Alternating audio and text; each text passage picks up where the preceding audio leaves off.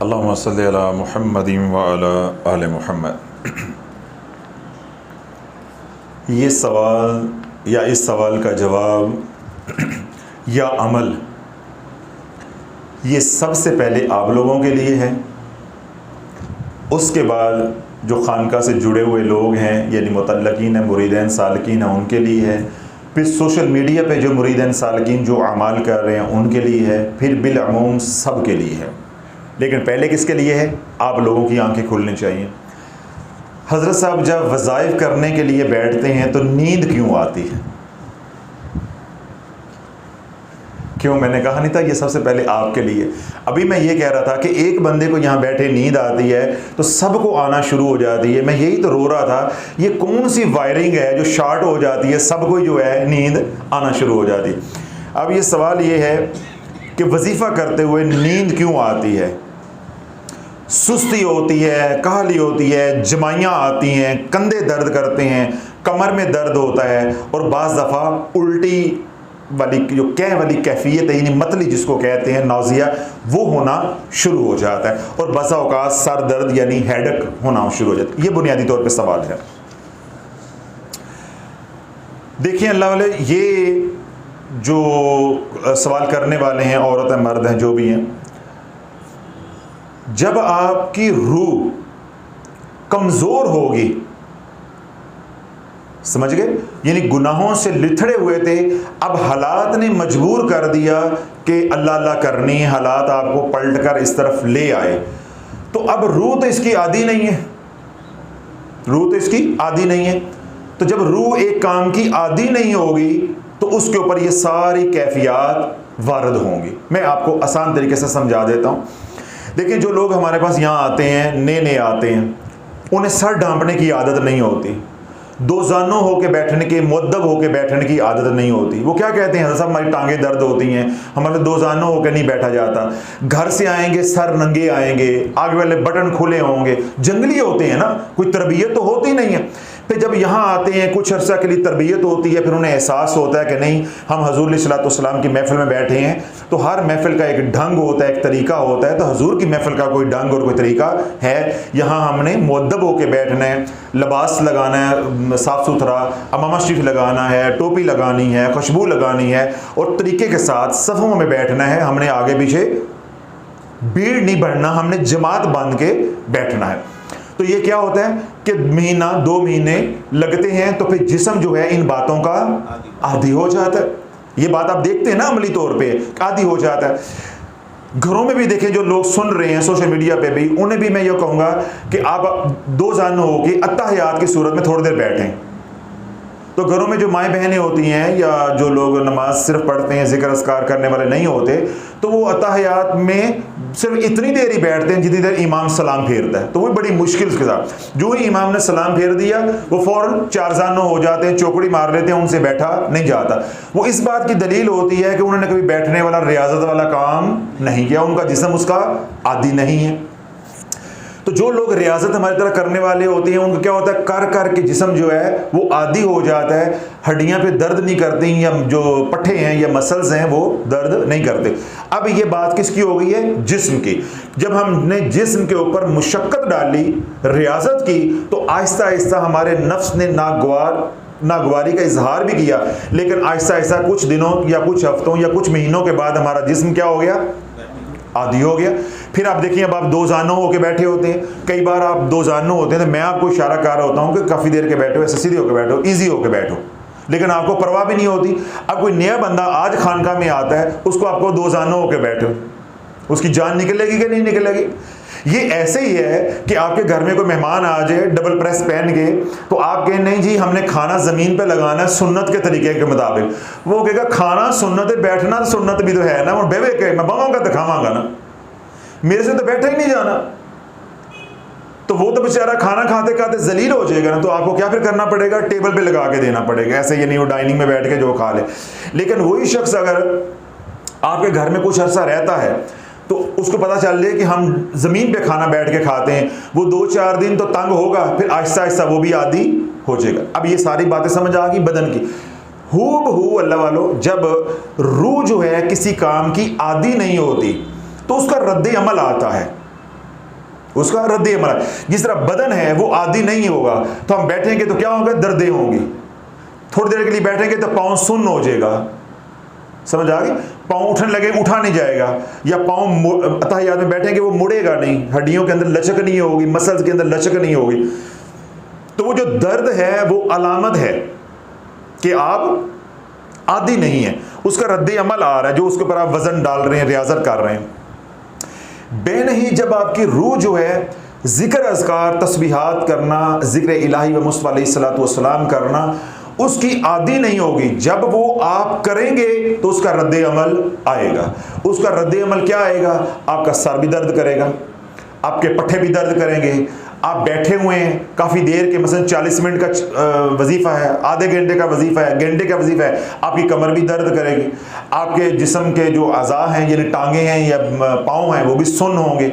ठीक है, वो ये सारी अलामात जो है ये आना कोई मयूब नहीं है। ये जिस तरह मैंने जिस्म की मिसाल दी कि कोई शख्स जो है वो पैंट शर्ट पहनता है, जिस तरह ख़ास तौर पे जो लोग आर्मी में होते हैं या ब्यूरोक्रेसी होती है, उनकी ट्रेनिंग या तरबियत हुई होती है जब वो लोग फील्ड में आते हैं, यानी अपने दफातर की जो शोबे की ट्रेनिंग लेने के लिए जाते हैं, उस दिन से लेके फ़र्ज़ किया आज उनकी 20 साल की नौकरी हो गई है, तो 20 साल से वो टेबल पे मेस में बैठ के खाने के आदी होते हैं। तो उनको आपके ज़मीन पे बैठे, वो ज़मीन पे बैठ ही नहीं सकते। फिर उनका लिबास भी उस तरह का होता है कि वो बैठना भी चाहें तो वो नहीं बैठ सकते, बैठेंगे तो वो अपने आप को पुरसकून कंफर्टेबल जो है वो महसूस नहीं करेंगे। बेनही जब हम रूहानियत की दुनिया के मुसाफिर नहीं होंगे, हमने कभी अल्लाह अल्लाह की नहीं है, तो कुछ रद्द अमल आएगा रूह का और कुछ रद्द अमल आएगा बदन का, क्योंकि ये जिस्म जो है वो दो का मजमूआ है। तो ज़रूरी नहीं है कि वजीफ़ा पढ़ते हुए जो बदन में दर्द हो रही है वो अमलियात के असर की वजह से हो रही है, जिक्र की वजह से हो रही है, वो बदनी मसला भी हो सकता है। सर में दर्द हो रही है, देखें मैं 4-4, 5-5 घंटे अल्हम्दुलिल्लाह सरकार अलैहिस्सलातु वस्सलाम की निगाह करम से फिल बदिया बोलता हूँ, बयानात करता हूँ, तो ये मेरे हुजूर का फैज़ान है। वरना अल्लाह वालों अब तो 20-25 मिनट भी लोगों ने बोलना होता है तो आगे किताबें रख के बोलते हैं, बड़े बड़े चैनल्स के ऊपर बड़े बड़े उलमा, देख के एक लफ्ज़ उनसे बिन देखे बोला नहीं जाता। फिर अगर किसी को बोलना आता भी है, उसके पास इल्म है भी है, तो उसके पास इतना स्टेमिना बैठने का नहीं होता। हम अल्हम्दुलिल्लाह बुजुर्गान की सोबत की वजह से आदी हो गए, तो हम क्या 5-5 घंटे बयानात हो रहे हैं, महफिल चल रही होती है और हम बोलते हैं। अब ये क्या हो गया, बदन उसका आदी हो गया। तो ज़रूरी नहीं है कि आप जब वजीफ़ा करते हैं और आपकी कमर दर्द होती है, आपके ये पट्टे दर्द करते हैं, आपका ये सर दर्द होता है, तो ये रूहानी मसला है, ये बदनी मसला भी हो सकता है कि आपकी आदत नहीं है। देखिए अभी भी मैं तकरीबन पिछले को 3.5 घंटे से बोल रहा हूँ, तो 3.5 घंटे मुसलसल बगैर रुके बोलना, सर फटेगा कि नहीं फटेगा? मेरा नहीं फट रहा, सुनने वालों का फट रहा है। देखिए मैं तो हशाश बशाश हूँ, 3.5 घंटे बोल के भी है, तो जो सुनने वाले हैं उनकी माँ मरी हुई है कि कब महफिल ख़त्म होगी, कब महफिल ख़त्म होगी, हमारी कब जान छूटेगी, लंगर मिले तो घर जाए। तो मैं 3.5 घंटे बोल के भी 4-5 घूंट पानी के पिया, चल सो चल। समझ आ गई बात की? तो अब ये क्या है कि बदन का स्टेमिना भी बन गया और रूह का स्टेमिना भी बन गया। अब मैं हशाश बशाश क्यों हूँ कि मैं अल्लाह उसके रसूल सल्लल्लाहु अलैहि वसल्लम की बातें सुना रहा हूँ, मैं कोई दुनिया की बातें नहीं कर रहा जिनसे नेगेटिव एनर्जी आए। मेरे अंदर क्या है कि हीलिंग एनर्जी आ रही है, क्योंकि बात किसकी हो रही है? अल्लाह उसके रसूल की। अब आपके अंदर जो उकताहट आ रही है, या उकताहट जो नए लोग महफिल में आते हैं उनके अंदर उकताहट आती है, उनको जमाइयाँ आती हैं, नींद का गलबा होता है और पता नहीं क्या क्या होता है, कमर में दर्द है, इधर दर्द है, वगैरह वगैरह, उसमें कुछ मैंने बताया है कि वजूहात होती हैं कौन सी? बदनी, और बकिया वजूहात क्या होती हैं? रूहानी। अब देखें मैं 3.5 घंटे से बोल रहा हूँ, यूँ मैं बैठा हूँ, ना टेक लगाई है पीछे, क्योंकि मैं टेक लगाता हूँ तो पीछे हो जाता हूँ, ना मैं टेक लगाई है। अगर अब मुझे थकावट हो जाए तो जमाई जो है वो तो थकावट की वजह से भी आ सकती है, सर में दर्द है इतना बोलने की वजह से भी हो सकती है। अब मैंने 3.5 घंटे से टेक नहीं लगाई, मैं बार बार हिल रहा हूँ, तो मेरे कमर में जो दर्द हो रहा है हल्का हल्का, ये ज़रूरी तो नहीं है कि रूहानी मसला है, ये मेरे ओवर एक्सर्शन की वजह से भी है कि मैं एक्सर्शन ज़्यादा कर रहा हूँ, यानी ज़्यादा बदन के ऊपर जो है बोझ डाल रहा हूँ, ये बदनी मसला भी हो सकता है। तो इसलिए हर बात को उधर ना ले जाया करें कि ये रूहानी मसला है, अब उसका भी वजीफ़ा जो है वो शुरू हो जाएगा। अब सारी बातें समझ आ लेकिन अमूमी तौर पे ये होता है कि जिन लोगों के ऊपर जादू का असर बहुत ज़्यादा होगा, गफलत होगी पहले बहुत ज़्यादा, यानी कभी पहले वज़ाइफ पढ़े ही नहीं है, अल्लाह अल्लाह की ही नहीं, अल्लाह का जिक्र किया ही नहीं है, तो उनके अंदर शयातीन हलूल कर किए होते हैं, शयातीन ने उनको जकड़ा हुआ होता है। जो ही आप फ़र्ज़ किया तीसरा कलमा पढ़ना शुरू कर देते हैं, दुरूद पाक पढ़ना शुरू कर देते हैं, या कोई और तस्बीह शुरू कर देते हैं, तो ये जो आपके साथ शयातीन जो चिमटे हुए थे बाहर भी और बदन के अंदर भी, जब फिर इनको तकलीफ पहुंचती है अल्लाह के जिक्र के नूर से, तो फिर ये आपके बदन को तकलीफ देते हैं। ये आपकी आंखें भी सुर्ख होंगी, उनमें पानी भी आएगा, सर भी दर्द करेगा, कमर में भी दर्द होगी, ख़ास तौर पे ये गर्दन के पट्टे, कंधों के पट्टे, ये आपके दर्द होंगे, फिर जमाइयाँ आएंगी, उकताहट होगी, जल्दी हो। मेरे नबी अलैहिस्सलाम ने क्या बात इरशाद फरमाई है कि जो इबादत के अंदर जल्दी है वो किसकी वजह से होती है? शैतान की वजह से। इसलिए मैंने ये कहा है कि सारी बात को दोनों तरफ से आपने समझना है कि सारी बात ये रूहानी नहीं है, शैतानी नहीं है, और ना ये सारी बात बदनी है, जिस्मानी है। कुछ इसकी जिस्मानी वजूहात है। अब एक बंदा बीमार है, वो 3.5 घंटे मेरी तरह बोल सकता है, या कुर्सी में यूं टेक के बगैर बैठ सकता है, तो इसका मतलब है अगर उसके कमर में दर्द होता है तो उसका जिस्मानी मसला है, रूहानी नहीं है। ऐसे किसी का बोलने का स्टेमिना नहीं है, वो 3.5 घंटे 5.5 घंटे बोल सकता है, वो बोलने के बाद क्या कहेगा? मेरा सर दर्द हो रहा है। तो हम इतनी बड़ी बड़ी महफिल करके आते हैं, हमने कभी कहा है कि मेरा सर दर्द हो रहा है? हालांकि कईयों को सर दर्द लगा के आते हैं, कईयों को ऐसा अल्हम्दुलिल्लाह धो के आते हैं, ऐसा दर्द उनको दे के आते हैं कि सारी जिंदगी पेन किलर खाते रहेंगे, वो खत्म नहीं होता।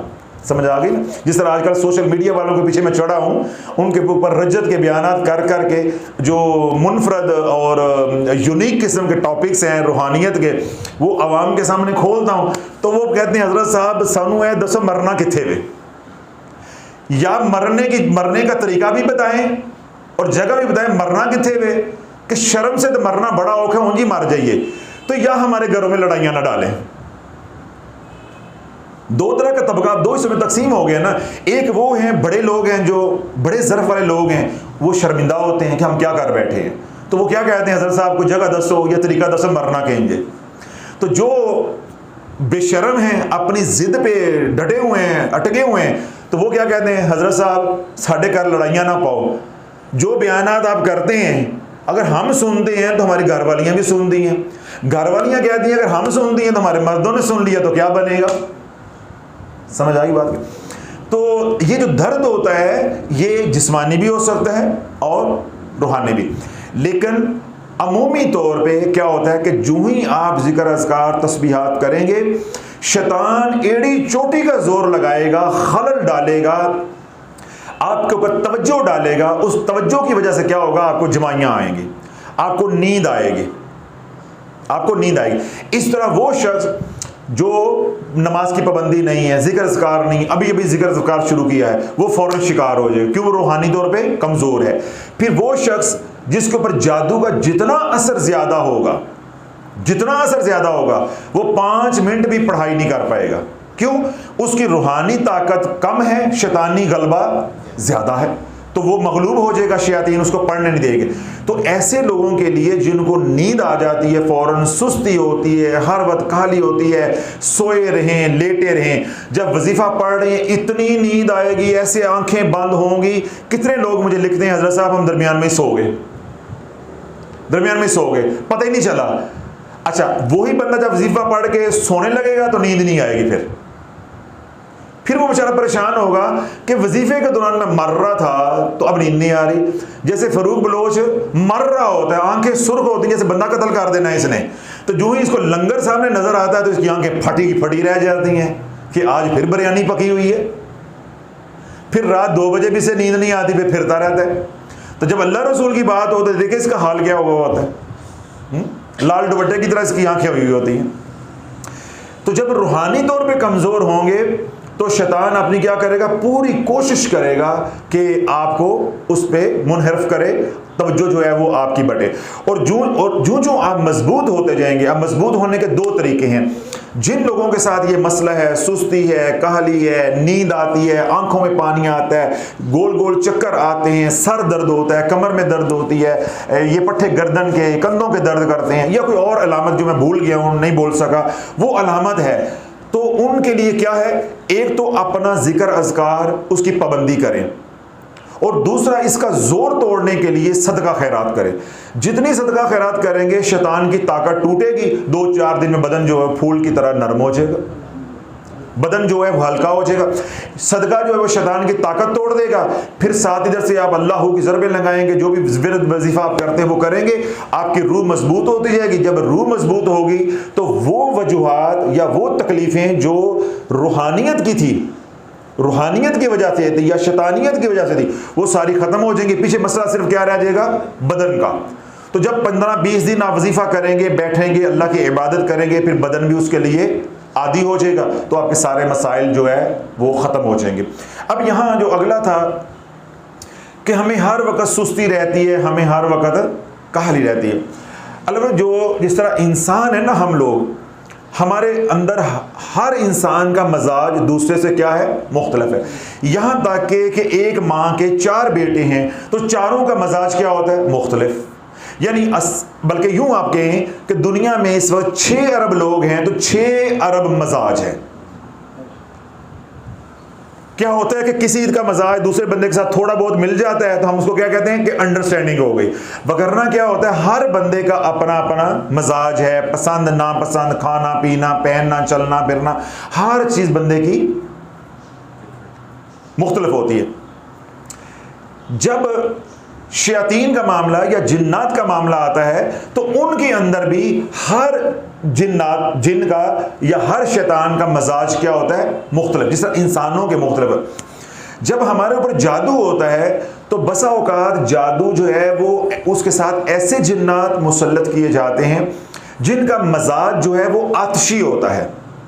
क्या होता है, आतशी होता है। अगर वो जिन्नात मुसल्लत किए गए हैं और पीछे जादूगर ने अमल भी जो किया है वो भी आतशी है, तो ये क्या हो गया, 2 दूनी 4, जिन्नात भी आतशी, वो जो कि हैं ही है, और मजाजन और आतशी। पीछे आमिल ने जो अमल किया है वो कहीं आग में दबाया है, गर्म जगह पे दबाया है, वहां किया है, वो अमल आतशी था। तो शयातीन भी आतशी साथ जुड़ गए तो फिर क्या होगा, वो बंदा गुस्से से पागल, गाली गलोच, लड़ाई झगड़े, और उम्मीद तौर पे ऐसे बंदे क्या होते हैं, पागल हो जाते हैं। अब आपके ऊपर जो जादू हुआ है वो उसके साथ जो जिन्नात मोक्कल बांधे गए हैं वो आतशी नहीं है, वो आबी हैं। वो क्या है, आबी हैं। और पीछे जो आपके ऊपर जादू किया गया है इत्तफाक से कि वो भी आबी है, यानी वो उसने वो अमल करके पानी में बहाया है या ठंडी जगह पे दबाया है, साए वाली जगह पे दबाया हुआ है, तो अब अमल क्या हो गया, नमी वाली जगह पे करने की वजह से आबी हो गया।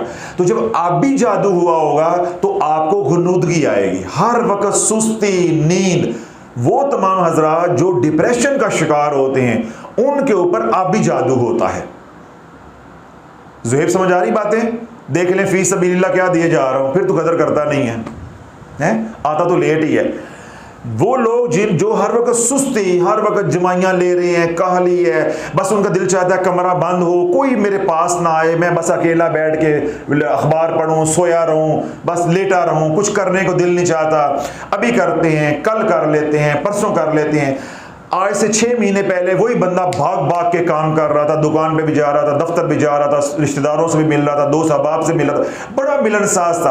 अब क्या हो रहा है, वो आहिस्ता आहिस्ता आहिस्ता आहिस्ता पीछे हो रहा है। अब वो तन्हाई पसंद हो रहा है, बस मैं सोता रहूं, बस खाया सो गए, ना पहनने को दिल चाह रहा है, ना शेव करने को दिल चाह रहा है, ना नहाने को दिल चाह रहा है। जब ये वाला जादू होगा, इस जादू की निशानी ये है जो मैं आपको बता रहा हूं कि इस बंदे के ऊपर कौन सा जादू हुआ है, आबी।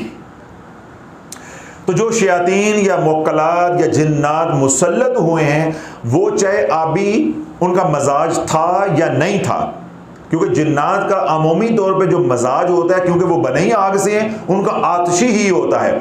लेकिन आतिश की भी तो किस्में हैं ना, किसी में आतिशी ज्यादा है और किसी में आतिशी कम होता है। जिस तरह हम हैं, हम खाक से बने हैं, किसी का खाकी मजाज ज़्यादा होता है, किसी का कम होता है।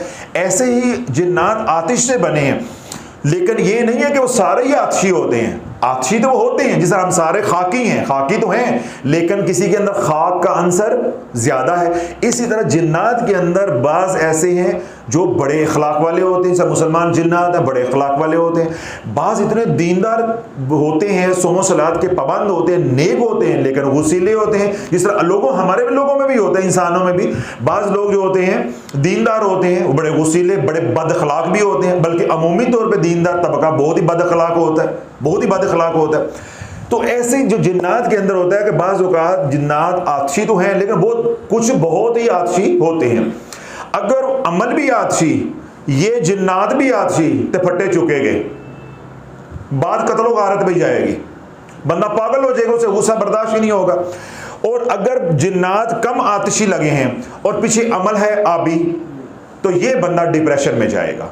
जिसके ऊपर आतिशी अमल हुआ है और अमला भी और जिन्नात मोक्कलात भी आतिशी लगे हैं, बांधे गए हैं, वो बंदा क्या होगा, वो पागल होके मरेगा। लड़ाई झगड़े, कत्लो गारत, फसाद, उधर घर टूटेंगे। ये जादू कौन सा हो गया, आतिशी। तो जो बंदा कहता है बस मैं सोए रहूं, औरत है मर्द है, सोए रहूं अलग थलग, किसी से बात करने को दिल नहीं चाहता, खाने को दिल नहीं चाहता, बस जो मिल गया पहन लिया, 4-4 दिन नहाना नहीं है, दांतों में ब्रश नहीं करना, किसी से मिलना नहीं है, मेरा दिल नहीं चाहता, मेरा दिल नहीं चाहता, कमरे में बंद है बस, या ऐसे छत की तरफ देखते रहना, कभी उधर देखते रहना, कभी घूरते रहना, बस फिर सो गए। फिर ये वाला जो बंदा है, इसके ऊपर जो जादू हुआ है वो क्या है, आबी। जिस पे आबी किस्म का जादू होगा, ये लोग जाएंगे डिप्रेशन के अंदर। अब आपको डिप्रेशन की वजूहात मालूम हो गई, ये डिप्रेशन में जाएंगे। तो अल्लाह वालों, जो डिप्रेशन में लोग जाते हैं उनके ऊपर जादू कौन सा होता है, आबी। इसी तरह आपने तस्बीहात शुरू की, आपने जिक्र किया और उससे आपको गुस्सा आना शुरू हो गया। देखिए ना, पहले मैंने बात की है कि लोग कहते हैं जमाइयाँ आती हैं, ये जो इन्होंने बात की है, जमाइयाँ आती हैं, कंधे दर्द होते हैं, ये सबके साथ तो नहीं होता। बाज़ लोग होते हैं वो जो ही वजीफा शुरू करेंगे उन्हें आग लग जाएगी, उन्हें गुस्सा आएगा। ये अब किस बात की दलील है, उनके ऊपर जादू के असरात कौन से हैं, आतिशी के। और जिनके आंखों से आंसू आएंगे, नींद आएगी, कमर दर्द करेगी कि बस सो जाएं, सुस्ती होगी बलोच की तरह, ठीक है, खाने में सुस्ती नहीं, पढ़ने में सुस्ती होगी। इनके ऊपर जादू कौन सा हुआ है, आबी। ये मैंने आपको पूरा खोल के सारा मजमून बता दिया कि आप ये भी तशखीस कर सकते हैं बयान सुनने के बाद कि मेरे ऊपर जादू है या नहीं। वो तो फौरन पता चल जाएगा, जब मुंह खोलेगा यूं, दर्दें होंगी, पढ़ने को दिल नहीं करेगा, तो भाई जादू के असरात हैं, नजर बद के, गफलत के, गुनाहों की नहुसत मेरे ऊपर है। उसके बाद ये बात भी इंशाल्लाह बयान सुन के आपको सारा समझ आ जाएगी कि मेरे ऊपर जादू है तो किस किस्म का है। अगर तो गुस्सा, चिड़चिड़ापन, गाली गलोच और आपका मजाज जो है वो बहुत ही बिगड़ता जाता है, बद अखलाक होता जाता है जूं जूं आप वजीफा पढ़ते जा रहे हैं या जिक्र करते जा रहे हैं, इसका मतलब क्या है कि जो जादू आपके ऊपर है वो कौन सा हुआ है, आतिशी। और अगर आप सोने की तरफ, तन्हाई, सुस्ती, आधी तस्बीह की तो सो गए, छोड़ दिया, फिर 2 दिन अमल किया, फिर वैसे ही छोड़ दिया, तो ये जादू हुआ तो कौन सा है, आबी। आतिशी जादू होगा तो वो लड़ाई झगड़ों की तरफ लेके जाएगा, पागलपन की तरफ लेके जाएगा, मेंटल हाउस पहुंचाएगा या थाने जेल में पहुंचाएगा, घर टूटेंगे। अगर आबी जादू होगा तो ये अस्पताल में लेके जाएगा, ये डिप्रेशन में लेकर जाएगा, ठीक है। तो दोनों, चाहे जादू आबी हो चाहे जादू आतिश हो, इलाज उसका खिजरी अमल ही है। सिर्फ ये मैंने तशखीस के लिए इतना बोला हूं, इलाज उसका क्या है, खिजरी अमल। अल्लाह वालों, जब खिजरी अमल जो वीडियो आरजू चैनल पे अपलोडेड है खिजरी अमल के नाम से, वो जब आप सुनेंगे, वो अमल करेंगे, अपना कड़ा देंगे, अपना बदनी हसार करेंगे, रूहानी हसार करेंगे, आतिशी जादू भी टूटेगा, अगर आबी है तो वो भी टूटेगा। बैन ही जब आप तस्बीहात करने के लिए बैठें और ये अलामा, सुस्ती, जमाइयाँ, आंखों में पानी, कमर में दर्द वगैरह वगैरह होता है, इसका क्या मतलब है, एक तो जादू है, दूसरा आप पढ़ने के लिए बैठ गए लेकिन आपने कड़ा नहीं दिया, अपना हसार नहीं किया। जब भी पढ़ने के लिए बैठे, पहले हसार करेंगे, फिर वजीफा करेंगे। अब यहाँ पे लोग पूछते हैं कि साहब जब पढ़ने के लिए बैठे, कड़ा दे लिया, हसार कर लिया, तो इसको ख़त्म कैसे करना होता है? भाई जब सलाम फेर देते हैं तो नमाज से बाहर निकल आते हैं ना, तो बे नहीं, जब वजीफ़ा हम ख़त्म कर देते हैं, अव्वल वक़्त दुरूद पाक पढ़ लेते हैं, तो कड़ा ऑटोमेटिकली ख़त्म हो जाता है। और जिस तरह नमाज अभी हो रही है, सलाम इमाम ने नहीं फेरा और हम दरमियान में सलाम फेर देंगे तो जमात से भी निकल जाएंगे और गुनाहगार भी होंगे, अल्लाह की पकड़ में भी आएंगे अगर जानबूझ के करते हैं। बे नहीं, अमलियात की दुनिया में आप वजीफा दरमियान में सो गए, छोड़ दिया या उकताहट से उठ गए, तो क्या होगा? अमलियात की दुनिया में आप पकड़ में भी आएंगे और उसके नुकसानात भी होंगे। इसी तरह शरीयत का मसला है कि हम नमाज पढ़ रहे हैं तो खुदा न खासा उल्टी आ गई, कै आ गई या वजू का मसला आ गया, तो ये अब क्या हो गया? हम शरई मजबूर हो गए, उज़र आ गया, हम नमाज से निकल सकते हैं, शरीयत इजाज़त देती है। बे नहीं, हमने कड़ा दिया, अमल कर रहे थे, हाजत हो गई, उल्टी आ गई, घर में कोई लड़ाई हो गई, कोई इमरजेंसी हो गई, दरवाजे पे कोई दस्तक हो गई, बच्चा सोया था वो उठ पड़ा, कोई रो पड़ा, कोई और मजबूरी आ गई, तो आप वजीफा ख़त्म करके उठ सकते हैं। क्यों? अब शरई उज़र आ गया, अल्लाह की मदद होती है, अल्लाह राय देता है। दोबारा आप बैठे, फिर दोबारा कड़ा दे के, जिस तरह दोबारा नमाज में आएंगे तो क्या करेंगे? दोबारा वजू करके शामिल हो जाएंगे। बे नहीं, अमलियात की दुनिया में दोबारा आप जो है वो कड़ा देंगे, कड़ा दे के फिर आप वजीफा दोबारा से शुरू कर लेंगे, अगर तो शर्त वाला है। अगर शराइत वाला नहीं है तो जहां से छोड़ा था, फर्ज करो 500 पढ़ना था, 300 पढ़ लिया हो तो आगे से पढ़ना शुरू कर देंगे। ये वो बताएगा आमिल आपको जो आप अमल कर रहे हैं, वो मैं तो नहीं बता सकता कौन सा अमल आप कर रहे हैं, लेकिन मैंने ये आपको सारी खोल के बाद कहानी सुना दी है कि जादू, नजरेबाद, गुनाहों की नहुसत जितनी ज्यादा होगी उतनी जमाइयां ज्यादा आएंगी। और अगर वज़ाइफ के दौरान गुस्सा आता है तो आपके ऊपर जादू के असरात हैं, और जादू कौन सा है? आतिशी। और अगर नींद आती है, सुस्ती होती है, काहली होती है, वजीफा करने को दिल नहीं करता, तो आपके ऊपर जादू है। और जादू कौन सा है? आबी। आतिशी हो, आबी हो या खाकी हो, कोई भी जादू आपके ऊपर किसी भी किस्म का हुआ हो, इलाज क्या है? खिजरी अमल।